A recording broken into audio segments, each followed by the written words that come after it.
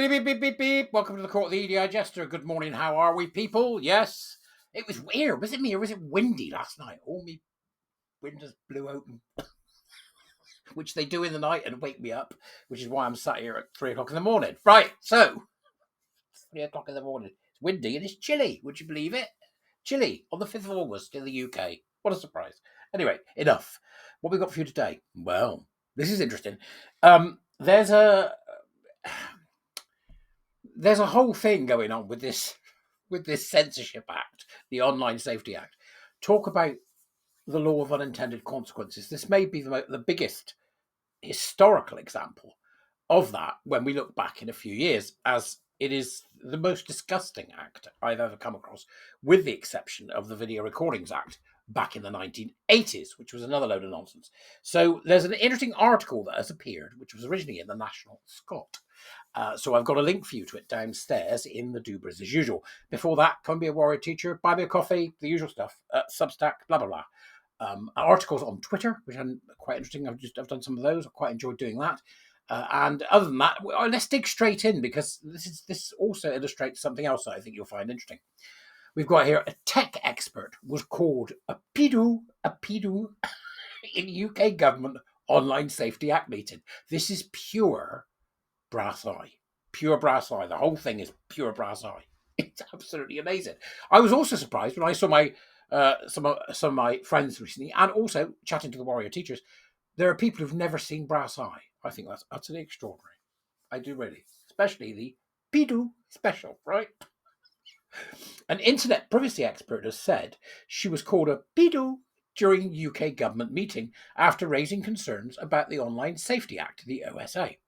The legislation, which came into force on July the 25th, mandates that websites verify users' age, often using facial recognition or photo ID. Now, we know that the kids have been up to some glorious stuff with this, because they've been using photographs of Keir Starmer. They've been getting AI to generate the photographs. It's so technically thick. You have to think, was there anybody technically involved with this? Anybody who understood what the internet really is all about? It's so peculiar. So they've getting them to do this photo ID thing, pose for the camera, before granting access to adult content such as pornography, violence, or material on self-harm and eating disorders. That was the idea. Talk about a bad idea, a good idea gone bad. This is it. Heather Burns, a tech policy specialist and author of Understanding Privacy, told the UK government and Ofcom had been on a full-scale media blitz, really hammering down on the lines that this is about children and it's about porno, right? However, she said, it's not. Really, Heather? Oh, colour me surprised, love. He said it's not. It applies to any service provider anywhere in the world whose services could theoretically be accessed in Britain. It applies to a bare minimum of, the last figure I saw, she said, was 60,000 companies. That bare minimum. Unbelievable. These are people generating money. Unbelievable. What we're seeing over the past week is 6 years of narratives collapsing into reality in real time. Burns warned of threats to journalism and freedom of information, noting that sites like Reddit have begun age-checking users accessing things like forums about war crimes in Gaza and Ukraine. This is escalating quickly, she added. We're 1 week in and platforms are censoring news content because they have to. I think we're going to see more journalistic content blocked or age restricted before we get a resolution here, and that's scary. Then, this issue has seen, this is interesting, Wikipedia launch a court case against the UK government because, Burns explained, they've been thrown into Category 1 compliance requirements, which is full on the grounds that Wikipedia has articles about self-harm, suicide, and eating disorders. If young people can't find straightforward, factual, curated information on an encyclopedia, where are they going to go? They're going to go to the really nasty places you wouldn't want any child looking at. This is so obvious. It's just astounding that this bloody law passed. She added, history tells us that it's never a good idea when governments start demanding censorship of encyclopedias.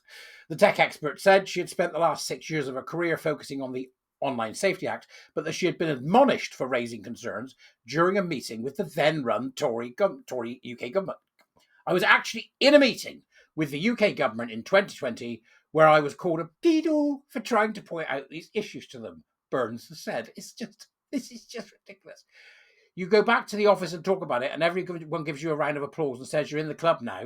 You're not in the club until you've been called a pedo. This is extraordinary, right? Okay, so what we've got here is the same behaviour that we see when people started calling everybody a transphobe, right? So, oh, you're a transphobe. I can't get my way. I can't get what I want. I'll call you a transphobe. See, what happens is with narcissistic, toxic people, right, is when they can't get their own way, they go one of two routes. They either become the toxic parent, which is what the government is at the moment, a toxic parent, right? Which is where you'll do as I say, you'll do as I tell you, and there'll be trouble if you don't, which usually ends up being either violence or, whatever it may be, something to enforce you to do what they want you to do, or they become a toxic child, in which case they start screaming and throwing their toys out the pram. And we've seen this 1,000 times when people call you pedo, you pedo. So that the pedo is the new transphobia. Watch. You watch my words, right? Okay? So you can expect to see people starting to be called that all the time. And that'll come with damages, without a shadow of a doubt, once you start throwing that around. It will come with damages, okay? It's just insane. There's either a toxic child or a toxic adult. Can't get their own way, so they throw the toys out of the pram. The toxic adult in full mode, I mean, calling you a pedo is playground stuff, right? But the toxic adult that comes with it will go full-on reputation destruction. So you get in their way, and they'll come for you, and they'll take you down in any way they can, because that's what they do. Reputation destruction. Yeah, it won't be a smack on the nose. It'll be reputation destruction they go for. They'll try and make out you some sort of monster, like happens to Heather here. Labour, which has taken over defending the Tory introduced act, has used similar rhetoric against Nigel Farage by raising the spectre of Jimmy Savile, after his Reform UK called for the legislation to be repealed. A UK Parliament petition calling for the same has passed 430,000 signatures, but Burns said the ship has sailed and questioned Reform's motivations. Reform UK leader Nigel Farage opposes the Online Safety Act. These free speech provocateurs like Farage really aren't interested in the human rights framework that safeguards free expression. They just want to stir shit up, she said.